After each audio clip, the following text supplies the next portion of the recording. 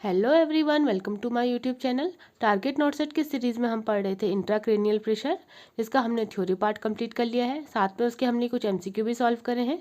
अगर आपने इसकी वीडियो अभी तक नहीं देखी है तो please check it out, link are in the description box. अब इसके रिमेनिंग क्वेश्चन हम इस वीडियो में कंप्लीट करते हैं। Question number 16. A mother arrives at an emergency room with her 5-year-old child. The mother stated that child fell off a bunk bed. A head injury is suspected and a nurse is continuously assessing the child for the sign of increased ICP. Which of the following would indicate a late sign of increased ICP in this child? अब इस question में बोल रहा है, mother पहुंची emergency room में अपने 5 साल के बच्चे को लेके। मदर बोलती है कि ये बच्चा गिर गया है बंक बेड से, मतलब डबल स्टोरी जो बेड होती है उससे नीचे गिर गया है। अब हेड इंजरी सस्पेक्ट कर रहे हैं कि हेड इंजरी हो सकती है, और उसके लिए नर्स कंटिन्यूसली उसको असेस कर रही है कि कहीं इंक्रीज आईसीपी इसको कहीं तो बढ़ा नहीं है। तो इनमें से कौन सा एक साइन ये इंडिकेट करेगा, ऐसा कौन सा एक लेट साइन है जो इंडिकेट करेगा कि आईसीपी बढ़ा हुआ है? Option A bulging fontanel, option B dilated scalp vein, option C nausea, option D widen pulse pressure. इसका सही आंसर है option D widen pulse pressure. जो वाइडन पल्स प्रेशर है ये इंक्रीज आईसीपी का लेट साइन होता है। और जो बल्जिंग फॉन्टेनल है ये इन्फेंट में होगा, क्योंकि 5 साल के बच्चे में फॉन्टेनल क्लोज हो जाएगा, तो ये ऑप्शन नहीं गलत हो जाएगा। डायलेटेड स्कैल्प वेन की कोई वेन डायलेट होती नहीं है। नोजिया ये है अर्ली सिम्टम है जो चिल्ड्रन में देखने के लिए मिलता है, तो इसका सही आंसर है ऑप्शन डी।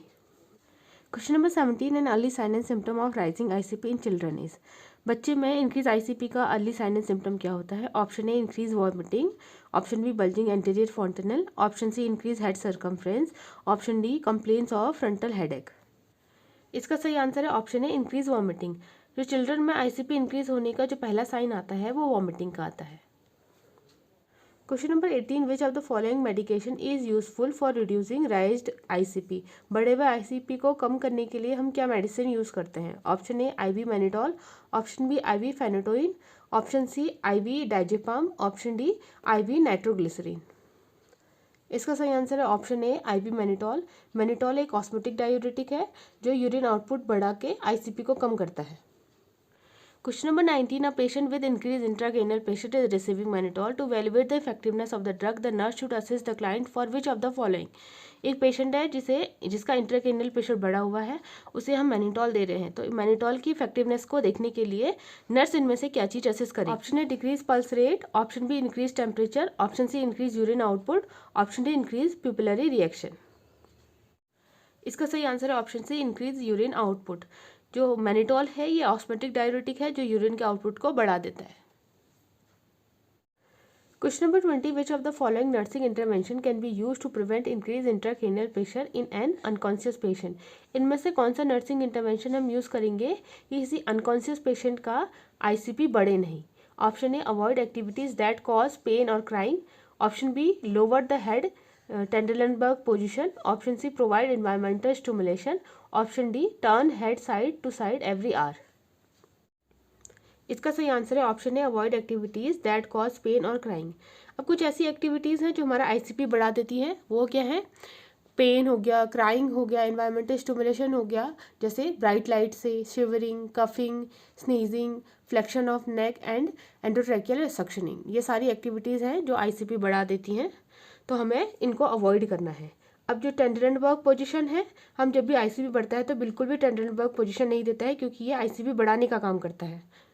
तो ऐसी कंडीशन में हम पेशेंट का वेट 30 to 40 डिग्री एलिवेट करके रखते हैं, जिसे हम सेमी फॉलो पोजीशन कहते हैं। Question number 21. Nursing activity shown to potentially increase intracranial pressure include. इनमें से कौन सी ऐसी नर्सिंग एक्टिविटी है जो इंट्राक्रेनियल प्रेशर बढ़ा सकती है? Option A rising the bed 30 degree, option B applying therapeutic touch, option C endotracheal suctioning, option D speaking softly. इसका सही आंसर है ऑप्शन सी एंडोट्रैकियल सक्शनिंग। जो एंडोट्रैकियल सक्शनिंग है वो हमारा आईसीपी बढ़ा देती है। Question number 22. A patient who has experienced a stroke is being monitored during the acute management phase. The clinical note that the patient ICP is 30 mm of Hg. Which of the following intervention should be taken first? एक patient है, उसे stroke है, उसे हम manage कर रहे हैं, तो क्लिनिकल नोट्स में देखा कि उसका आईसीपी 30 mm of Hg है। इनमें से हम इसको सबसे पहले क्या इंटरवेंशन देंगे? Option A giving Trendelenburg position to the patient, option B obtain vital sign and measure urine output, option C assess level of consciousness, option D raise the head of the bed 30 degree. इसका सही answer है option D, raise head of the bed 30 degree. इसमें क्या करते हैं हम, semi follow position देते हैं। अब इसमें टेंटेटिव पोजीशन बिल्कुल नहीं देनी है क्योंकि ये आईसीपी को बढ़ा देता है। वाइटल हम असेस करेंगे लेकिन सबसे पहले नहीं करेंगे, और कॉन्शियसनेस भी असेस करेंगे लेकिन सबसे पहले नहीं करेंगे। सबसे पहले हम पेशेंट का बेड 30 डिग्री मतलब उसे सेमी फॉलो पोजीशन देंगे। Question number 23. A nurse caring for a head injury comatose patient, which intervention she should implement to prevent increased ICP? एक नर्स है, वो हेड इंजरी वाले पेशेंट की जो कोमा में है केयर कर रही है, इनमें से क्या वो इंटरवेंशन ऐसा देगी जिससे उसका ICP ना बढ़े? Option A, maintain well light room. Option B, maintain round the clock suctioning. Option C, change the position round the clock. Option D, elevate the head end of the patient. इसका सही answer है option D, elevate the head end of the patient. इसमें क्या करेगी, patient का head and वो elevate कर देगी नर्स। वेल लाइट रूम ये क्या करेगा, ICP बढ़ा देगा। बार बार सक्शनिंग मतलब राउंड द क्लॉक मतलब all day all night all time suctioning करेगी तो इससे भी ICP बढ़ेगा।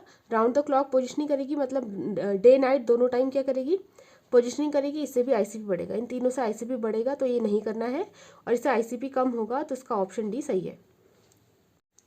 Question number 24. Which of the following method of ICP monitoring provide most accurate result? इनमें से कौन सी मेथड से अगर हम ICP असेस करेंगे तो सबसे एक्यूरेट रिजल्ट आएगा?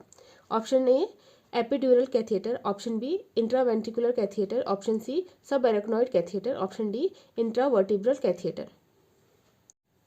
इसका सही आंसर है ऑप्शन बी, इंट्रावेंट्रिकुलर कैथेटर। इसमें क्या करते हैं, स्कल में होल करते हैं, एक कैथेटर इंसर्ट करते हैं कहाँ, लेटरल वेंट्रिकल्स में, जो हमारा ICP मॉनिटरिंग करता है, और इस मेथड के थ्रू जो ICP मॉनिटर करते हैं वो मोस्ट एक्यूरेट होता है।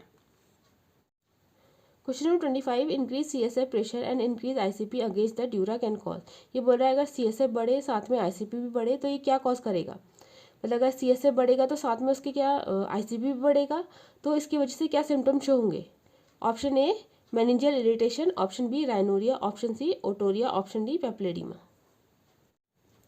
इसका सही आंसर है ऑप्शन डी, पेप्लेडिमा। जो हमारा इंक्रीज ICP के 5 कार्डिनल साइन होता है, हेडेक, पेप्लेडिमा, प्रोजेक्टाइल वॉमिटिंग, ब्रेडिकार्डिया और हाइपरटेंशन।